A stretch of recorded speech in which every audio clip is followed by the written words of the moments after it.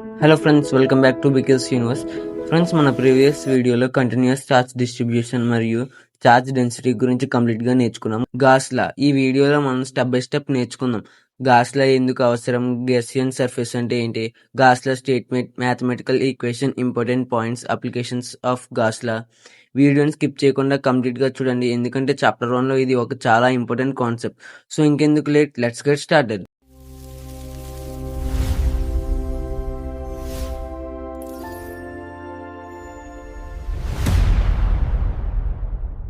Friends, ఒక small question. మనం ఇప్పటి వరకు కూలుమ్స్ లా యూజ్ చేసి పాయింట్ ఛార్జ్ వల్ల ఎలక్ట్రిక్ ఫీల్డ్ ని క్యాలిక్యులేట్ చేసాం కదా. కానీ ఒక ఆబ్జెక్ట్ మీద లక్షల ఛార్జెస్ డిస్ట్రిబ్యూట్ అయ్యి ఉంటే ప్రతి ఛార్జ్ వల్ల ఎలక్ట్రిక్ ఫీల్డ్ ని సెపరేట్ గా క్యాలిక్యులేట్ చేయడం పాసిబుల్, కానీ ప్రాక్టికల్గా చాలా డిఫికల్ట్, ఎందుకంటే లక్షల క్యాలిక్యులేషన్స్ చేయాలి. మరి ఫిజిక్స్ ఈ ప్రాబ్లమ్ని ఎలా సాల్వ్ చేశారు? ఎగ్జాక్ట్లీ ఈ ప్రాబ్లమ్ని సాల్వ్ చేయడానికి ఒక పవర్ఫుల్ లాని డిస్కవరీ చేశారు, అదే గాస్లా.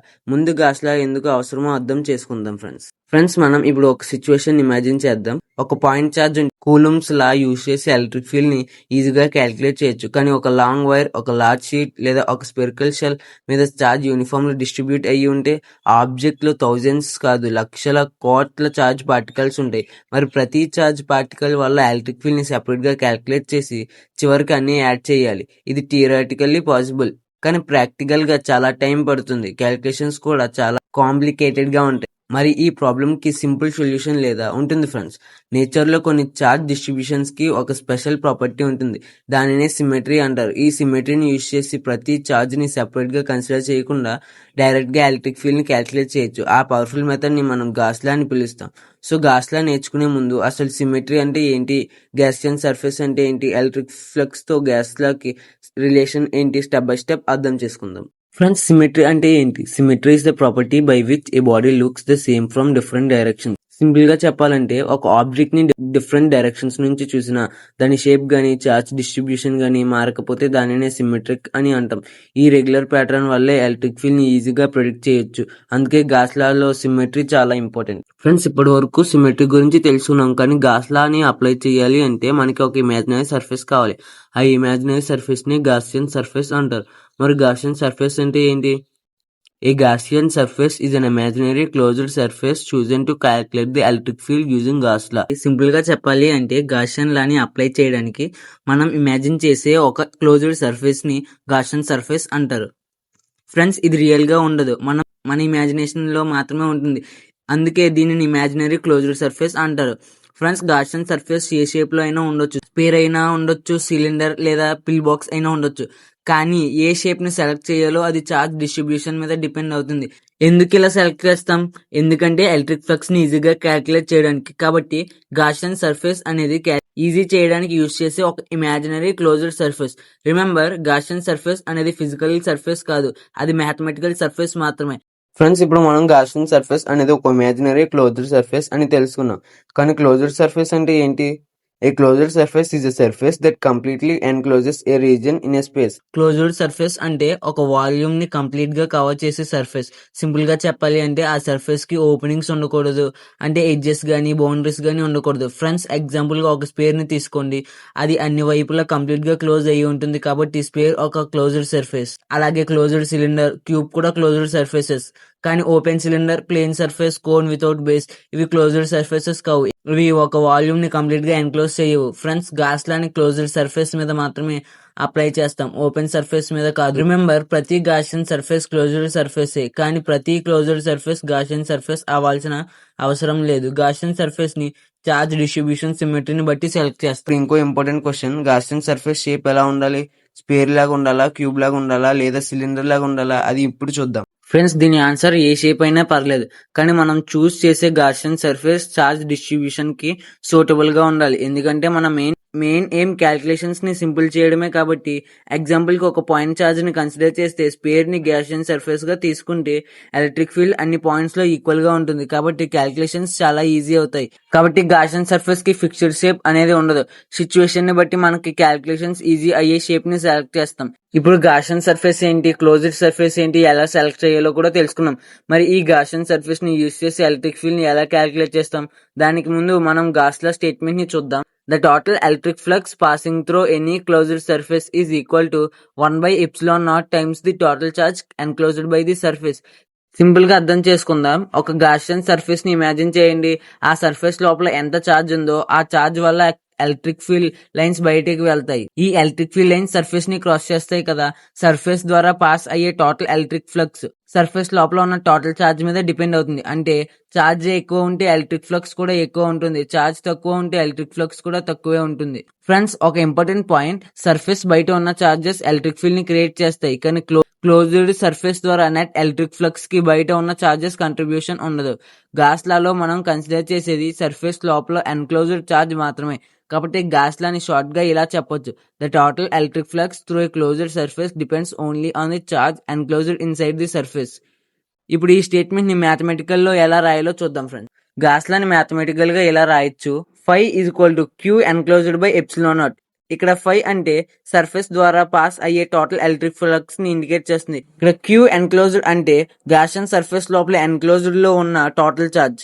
గుర్తుపెట్టుకోండి, సర్ఫేస్ బయట ఉన్న ఛార్జ్ కాదు, సర్ఫేస్ లోపల ఉన్న ఛార్జ్. ఎప్సిలాన్ నాట్ అంటే వాక్యూమ్ పెర్మిటివిటీ అని పిలుస్తారు. దీని value 8.854 into 10⁻⁻12 coulomb square by newton metre square. ఈ వాల్యూ కాన్స్టెంట్ కాబట్టి గాస్ లా ప్రకారం ఎలక్ట్రిక్ ఫ్లక్స్ అనేది ఎన్క్లోజ్డ్ ఛార్జ్ కి డైరెక్ట్లీ ప్రపోర్షనల్. ఛార్జ్ డబుల్ అయితే ఎలక్ట్రిక్ ఫ్లక్స్ కూడా డబుల్ అవుతుంది. ఛార్జ్ జీరో అయితే ఎలక్ట్రిక్ ఫ్లక్స్ కూడా జీరో అవుతుంది. ఫ్రెండ్స్, మీరు టెక్స్ట్ బుక్స్ లో ఇంకో మ్యాథమెటికల్ ఫార్ములా కూడా చూస్తారు.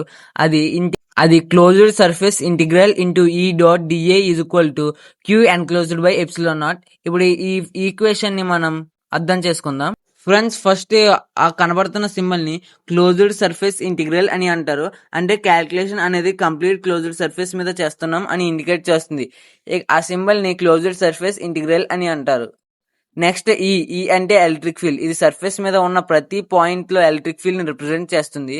నెక్స్ట్ డిఏ అంటే వెరీ స్మాల్ ఏరియా ఎలిమెంట్. అంటే గాసియన్ సర్ఫేస్ ని చాలా చిన్న ఏరియా ఎలిమెంట్స్ గా ఇమాజిన్ చేస్తాం. ప్రతి స్మాల్ ఏరియాని డిఏ అని రిప్రజెంట్ చేస్తాం. ఇంకో important point, dA direction surface కి ఎప్పుడు పెర్పెండిక్యులర్ గా బయట వైపు ఉంటుంది. దానిని అవుట్వర్డ్ నార్మల్ అని కూడా అంటారు. డాట్ సింబల్ ని డాట్ ప్రొడక్ట్ అంటారు. ఫ్రెండ్స్, ఎందుకు డాట్ ప్రొడక్ట్ యూస్ చేస్తున్నాం? ఎందుకంటే ఎలక్ట్రిక్ ఫీల్డ్ లో సర్ఫేస్ కి పెర్పెండిక్యులర్ కాంపోనెంట్ మాత్రమే ఎలక్ట్రిక్ ఫ్లక్స్ కి కాంట్రిబ్యూట్ చేస్తుంది. ప్యారలల్ కాంపోనెంట్ కాంట్రిబ్యూట్ చేయదు.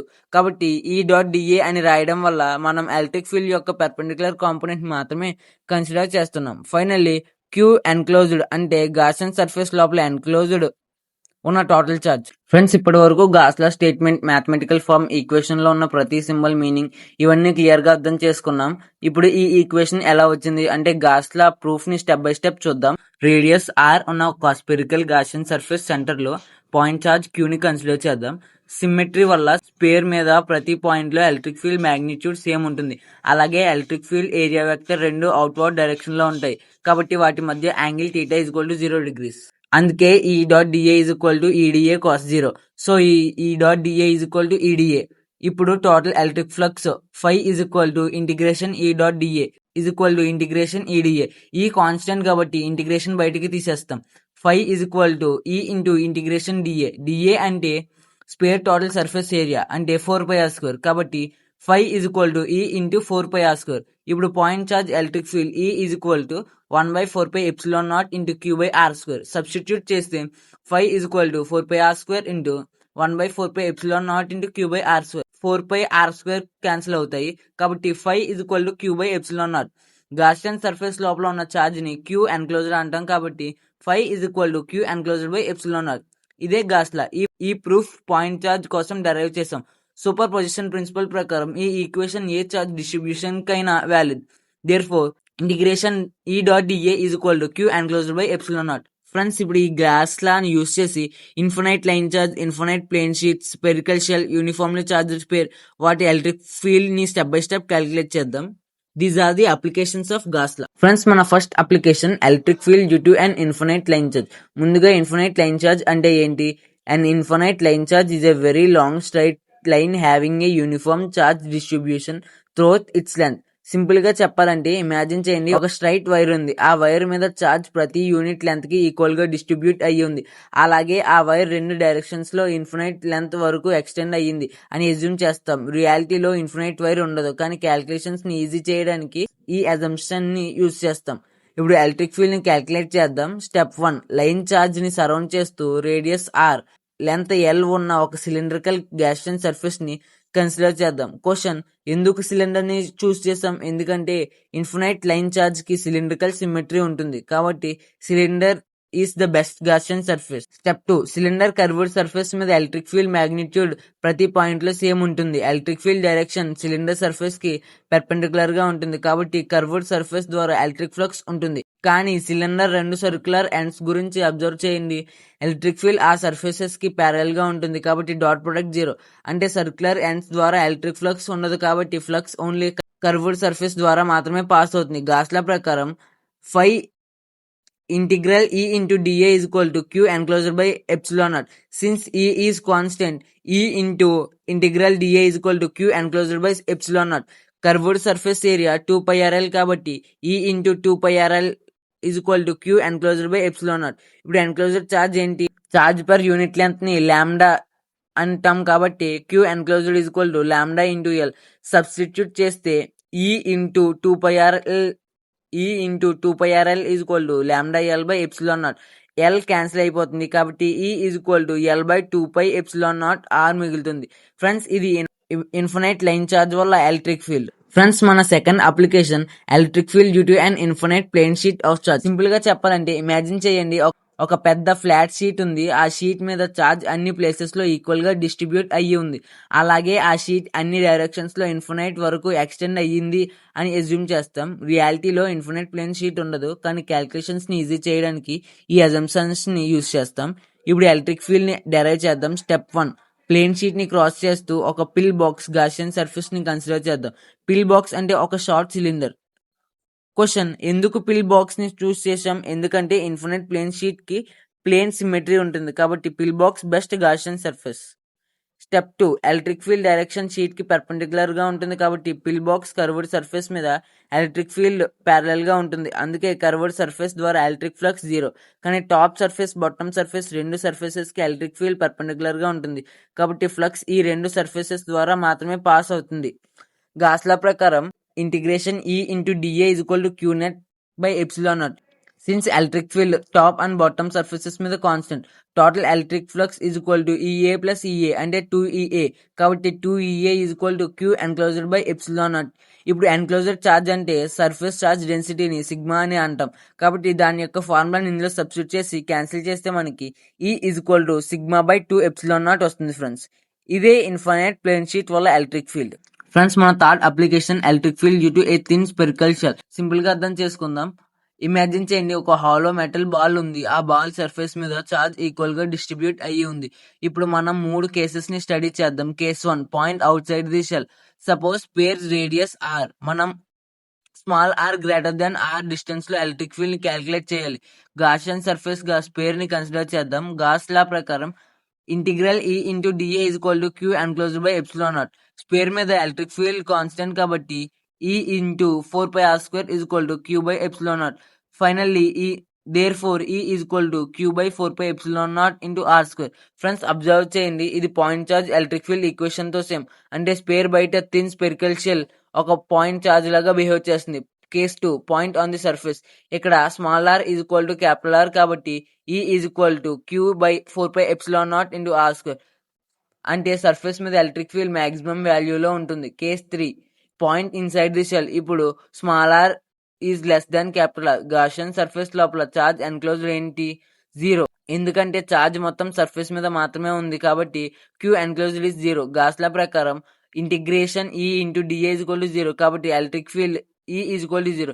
ఫ్రెండ్స్, ఇప్పుడు అప్లికేషన్ 4 చూద్దాం. Uniformly charged solid sphere. అంటే చార్జ్ అంతా స్పేర్ సర్ఫేస్ మీద కాకుండా కంప్లీట్ వాల్యూమ్ అంతా యూనిఫామ్లీ స్ప్రెడ్ అయ్యి ఉంటుంది. ఈ కేసులో ఎలక్ట్రిక్ ఫీల్డ్ ని 2 కేసెస్ లో క్యాలిక్యులేట్ చేస్తాం, outside and inside. Case 1, outside. Friends, sphere కంట బయట ఒక స్పెరికల్ గాసియన్ సర్ఫేస్ ని సెలెక్ట్ చేస్తాం. ఈ గాసియన్ సర్ఫేస్ కంప్లీట్ స్పేర్ ని ఎన్క్లోజ్ చేస్తుంది కాబట్టి కంప్లీట్ చార్జ్ ఎన్క్లోజ్డ్ అవుతుంది. గాస్ లా అప్లై చేస్తే ఫైనల్ గా E is equal to rho R cube by 3 epsilon naught into r square. Observe చేయండి, electric field 1 by r square కి inversely proportional. అంటే distance పెరిగితే ఎలక్ట్రిక్ ఫీల్డ్ తగ్గుతుంది. Case 2, inside. Friends ఇప్పుడు Gaussian surface పేరు లోపల ఉంటుంది కాబట్టి కంప్లీట్ ఛార్జ్ కూడా గాసియన్ సర్ఫేస్ లోపల ఉన్న ఛార్జ్ మాత్రం కన్సిడర్ చేస్తాం. గాస్ లా అప్లై చేస్తే ఫైనల్ గా E is equal to ρr/3ε0. Observe చేయండి, ఎలక్ట్రిక్ ఫీల్డ్ ఆర్ కి డైరెక్ట్లీ ప్రపోర్షనల్. అంటే సెంటర్ నుంచి బయటికి వెళ్ళినప్పుడు ఎలక్ట్రిక్ ఫీల్డ్ గ్రాడ్యువల్లీ పెరుగుతుంది. ఇదే uniformly charged solid spare application. Friends, ఇవాళ మనం గాస్ లాని కంప్లీట్గా నేర్చుకున్నాం. ముందుగా గాస్ లా ఎందుకు అవసరమో తెలుసుకున్నాం. తర్వాత symmetry, Gaussian surface, closed surface, వీటి గురించి క్లియర్గా అర్థం చేసుకున్నాం. ఆ తర్వాత Gauss law statement, mathematical form, proof step by step గా చూసాం. చివరిగా గాస్ లా యొక్క 4 ఇంపార్టెంట్ అప్లికేషన్స్ ని నేర్చుకున్నాం.